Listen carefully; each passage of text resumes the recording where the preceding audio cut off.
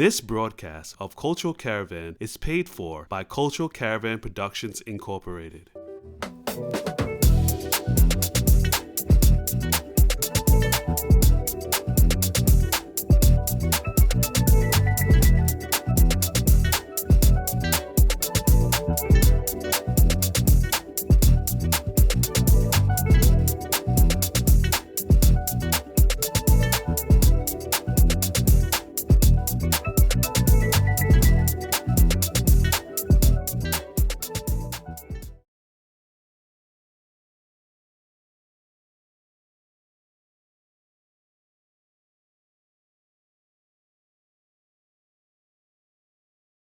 Greetings. My name is Louise Dente, and I welcome you to yet another edition of Cultural Caravan.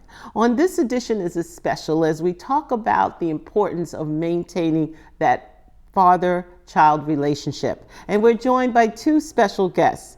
To my left, we have the author of a book entitled The Provider, A Guide for Co-Parenting Dads, Barry Cooper. And well as to my right, we have Dr. Shanality Cole. She is a psychotherapist, training psychoanalyst, and a professor at Hunter College, as well as a person who has a private practice. Welcome to Cultural Caravan. Thank you for having me. Well, as you know, in our community, there is a need. People always talk about the single parent households and the challenges that some people have. But let's talk about the needs of children. Shanality, from your vantage point, what is the status of our children in terms of the child-parent relationships that you see in our community? I think that in terms of the status, we have very intact families. A lot of times you hear about the difficulties and the traumas in the families, but a family has many versions of what a family looks like. So if we just compare ourselves to the mainstream, that's where those ideas come that there's challenges in our family. But a family is people that love each other, that whether they're living in the same house or not, and that can provide appropriate models for them to follow. What are some of the challenges do you see that some of our fathers in our community that have children that may not be in a relationship with their mother, what are some of the circumstances that you see out there and the impact for the children? So a lot of times they're creating their own models because they may not have had that when they were growing up. And a lot of times there's the presentation of that the father isn't present or isn't available. But just because someone's not living in the home or just because parents aren't together, it doesn't mean that a person can't still be a father. And I think that we need to recognize the Black males in our community that are doing it, and sometimes doing it for children that aren't biologically their own. I mean, there might be an uncle that's in a child's life, there might be a grandfather that's in a child's life, a neighbor, or just kin, and I think we need to recognize that. What do you see happening to those children who do not have a relationship with their father? So it's important for us to remember many of our collective values. We are a collective, which is why when something happens, we're in New York City, but when something happens in California to someone that looks like us, that's still family, even though we might not know them. So sometimes we have to recognize that even if someone's not in the home, there's still some positive role models in the community that we can attach our children to. There's organizations that people can get involved with so that they can have those role models, and recognizing that family isn't always based on biological blood. There's kin, there's people that we call cousins. Might not be any blood, but there's someone that this person can look up to, and that's what's important. Barry, you went a step further.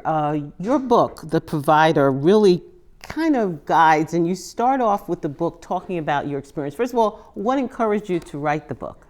Being a young dad in my early 20s, and although I've grown up in a loving environment to parents, the dynamic that I went through was totally different from what I experienced. So, having the confusion and not knowing how to approach parenting from a standpoint of raising my then daughter at the time in a separate household, it really took a toll on me.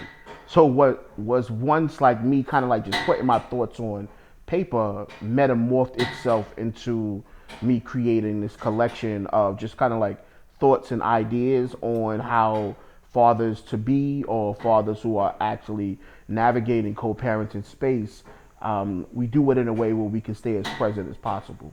I know in the book you talk about your experiences actually taught, I guess at some point you were a barber, and you talk about your experience talking to young males about their experiences and their fears about parenting. What were some of the things that you've heard out there as you interact with other males who are single fathers? Being in a barbershop environment kind of gave me, the front row seat to having conversations with so many different personalities, so many different men who came from different family dynamics, but oftentimes, especially when it came to men of color, they always had like negative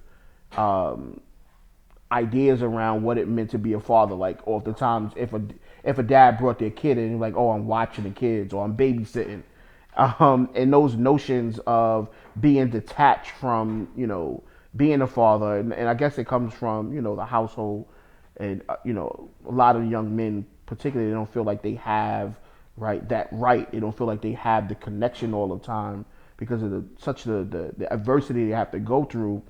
You find that men are very nervous and very uncomfortable around who they are. How are they going to impact their children? How are they going to provide for their children? And they kind of like focus on the monetary aspect than the nurturing. So those are some of the things that I've seen in the barbershop, and that's one of the other reasons what sparked me to start writing the book as well, so that I can give fathers understanding that being a provider is more than just kind of like giving monetarily. A lot of times society paints these pictures of baby mama as being this antagonistic, vindictive person who's just trying to use the child as a weapon against the father, particularly if the relationship didn't end, in a nice way. What is the reality versus the stereotype, would you say? I think for the most part, that both parents want to have access to their child. But oftentimes what happens is that the love for the child becomes the bridge or the wall between the two individuals raising the child. So, mom has her set beliefs, and I kind of like went through that being a young father as well. Like at the time, in particular, my daughter's mom, she wanted things done in her way, and I did things my way. And instead of finding the beauty in the both different parenting styles, that became what we argued about. So, I say, and it's actually in the poem, the love that you have for your child be the few of hate that you bring forth to the other parent, and it's vice versa. And it's very seldom that you find real negative, like when people are like just being very toxic and, like you said, using the child as like a pawn. You don't really find that often. It's more about ego on both parts. Everybody's just kind of like trying to be right. How do you, the father who has a child that you want to stay connected with, deal with the fact that your ex has another relationship, whether the ex has another boyfriend or mate, okay, or is remarried? How do you still, dealing with a blended family, how do you maintain none of that, particularly dealing with some of the concerns or jealousies in some cases that may arise when maybe another male is trying to bond with your child? Yeah, it's funny because I'm an adjunct at CUNY Hostos now with the CUNY Fatherhood Academy, and that's one of the workshops that we do with the young fathers. And initially they all kind of like freak out, and I'm just like, we're social beings. So at some point, if this interaction or connection, there's no more intimacy, don't think that intimacy just completely stops. So I think that we just have to learn how to be realistic and understand that, I believe sister, she spoke about it, right? Like kinfolk, like there's a village, right? And if we really talk about the development and creating a holistic productive environment for our children, then if y'all not together, then how amazing would it be if there's another man who can pour into that child, right? Or another woman who can pour into that child. I think that it is the ultimate. Yeah, the child benefits way more, in my opinion. But it has to be a situation where boundaries are, talked about. Everybody knows their role.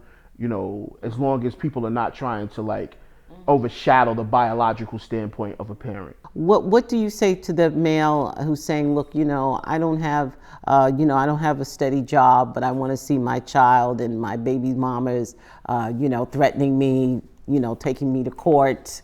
What do you say to that person who's trying to maintain a relationship but maybe having some financial issues? There's a myth around what court is, and I know that's kind of jarring because in our communities, especially communities of color, we have like a negative, perception of what court is and what court has done to our families. But, I tell fathers all the time, you go to court, and if you go to court for child support and you don't have a job, but you really want a job, they will help you get a job, right? Like, so there's framework within the court system if you are being 100% authentic with your journey of parenting that will benefit you. And I also often tell fathers, especially when it comes around child support, like whether you are in the house and y'all raising a child together, there will be a percentage of whatever you make will go to your child regardless, right? So why not allow 17% of that go to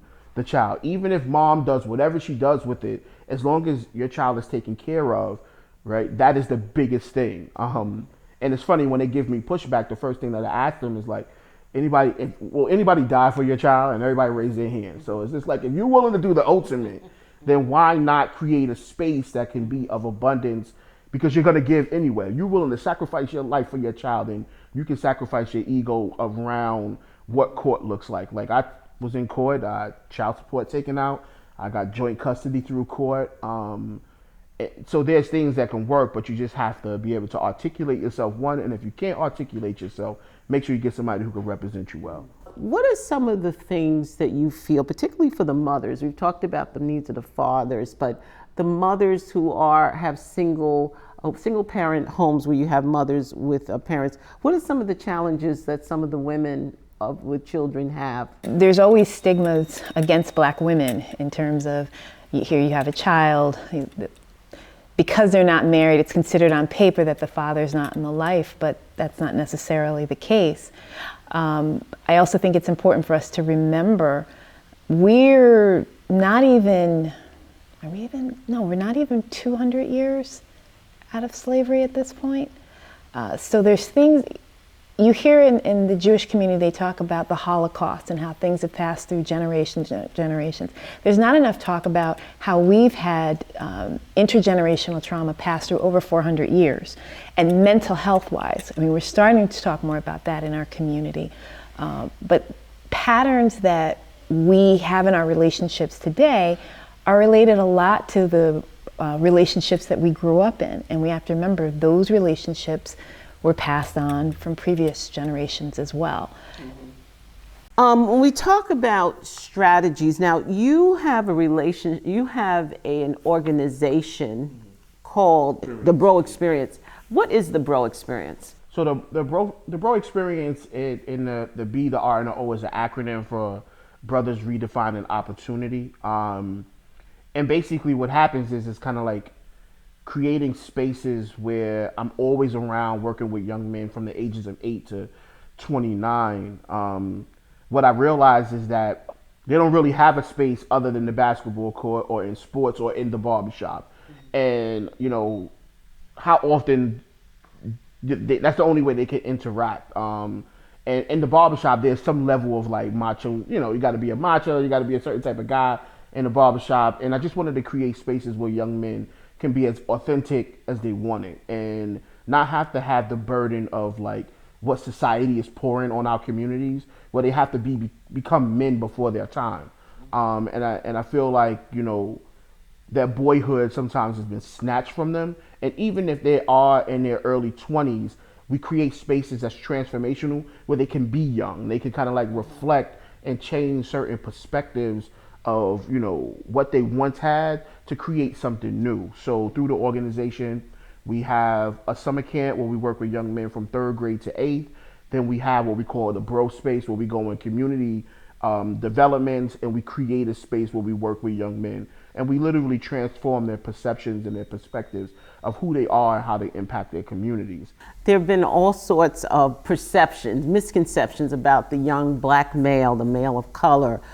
People look at a black male, and a lot of our children have been victims of police violence or victims of violence amongst themselves. So in terms of having organizations such as the the Foundation, the Bro Experience, it actually provides an opportunity to, like you say, redefine that. And also, what about building those relationships between, or helping our young men learn how to relate to women, other people? What are some of the things that you say that needs to happen so that people become able to relate to one another? In a lot of our workshops, we do a lot of implicit bias workshops. And that's implicit bias based on like how society perceives them, how they perceive society, how they perceive their household. And I think one of you mentioned like the relationship between mom and a son is very prevalent. So kind of like really changing how their sons or young men look at their mothers, so that way they can have fruitful relationships as they get older that's intimate. I believe that that's the nucleus. We do a workshop where we call it Mama Ain't Raised No Fools. So, we teach them what independency really looks like for a young man and what the mother wants. Like, mom doesn't want you to take care of her, right? Like, so now you starting out in life where you're a failure already because you can't take care of mom's issues. Mom just wants you to be great and be a great human being. And when they start to understand those things, they start to relate, and you see the transformation happening when how they deal with women and going forward. And also, not feeling like they need to protect every human being on the planet, because you just simply can't, right? Like giving space for other people to come in and take care of community, because I think we do that a lot too, inadvertently, because we operate from a deficit that we put so much pressure on a young man to be this thing. And we don't really have representation of that consistently. So, getting back to this book, what has been the perception or response to this book?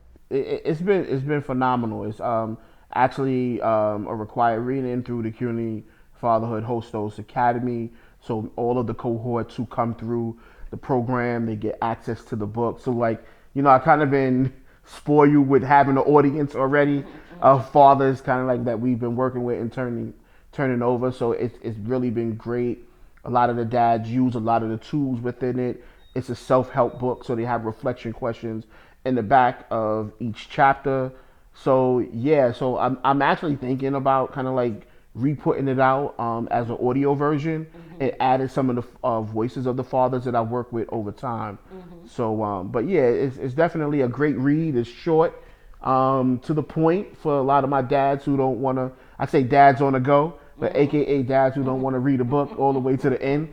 So, it's great.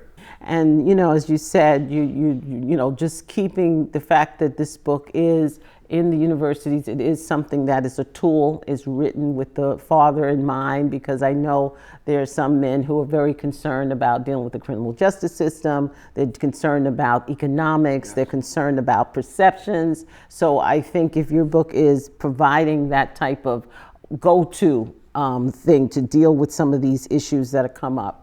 And as we talk about rebuilding the family and dealing with, giving people some sense of where to go. You talk about in your book the purposeful mind and the faithful-minded man. What do you mean by that? So I'm just a firm believer that you have to have like some type of morality attached to whatever you do as a human being. I feel like that's the compass. And then the other thing is that you have to have like a why. Like, why are you doing the things that you do? And that's kind of like equated to the purpose. And I feel like when you operate in those realms where you have something that you were like morally trying to strive for, consciously trying to do that, and then you were trying to push for always answering your why, even though it changes. It keeps you grounded as a human being first. And then when you operate in that way, the benefit of you doing that consistently falls on your children, right? Like, so whether it's negative, right, your children are going to, like, I call it the invisible umbilical cord. Your children will feed off of it. And if it's positive, purposeful, and faithful, meaning that you believe whether you see it or not, and you operate whether you believe it or not, your children benefit from that mindset. Those who are sitting in the audience right now, and I'm going to give you two scenarios. Father X is sitting out there. He's missed several child support payments. He's getting wages garnished. He's particularly like he has a warrant out there. He's just totally, just totally stressed out. And really at this point has been staying away from his children. What do you say to that person out there who needs to really, what do you say to that person sitting on? Because there's somebody right there who needs you to encourage them to step forward and do something. I would just say that inevitable is real. Whether you stay away or you don't, you're not only hurting your children, but you're hurting yourself, right? And the more you don't confront it, the more you don't deal with it, then the more you're gonna kind of like stay in mental prison. And I think that that's the worst feeling in the world, right? Because what we don't have control over is time. And as long as you wake up every day, that means that you're pushing yourself further away from whatever possibilities that you want. So if you want to be a truck driver and you in back child support and you're not paying, you won't drive a truck. If you want to have a job, if you want to get a home, any of those things that you want, you won't be able to have. So deal with it and confront it, and then allow people to support you. That's what I would say. Now, if it was a father who just having issues with mom, I would say, and I talk about it in my chapter 2, keeping it copacetic, use the magic wand, right? Like find a way where you can bridge the gap so that way you can be there.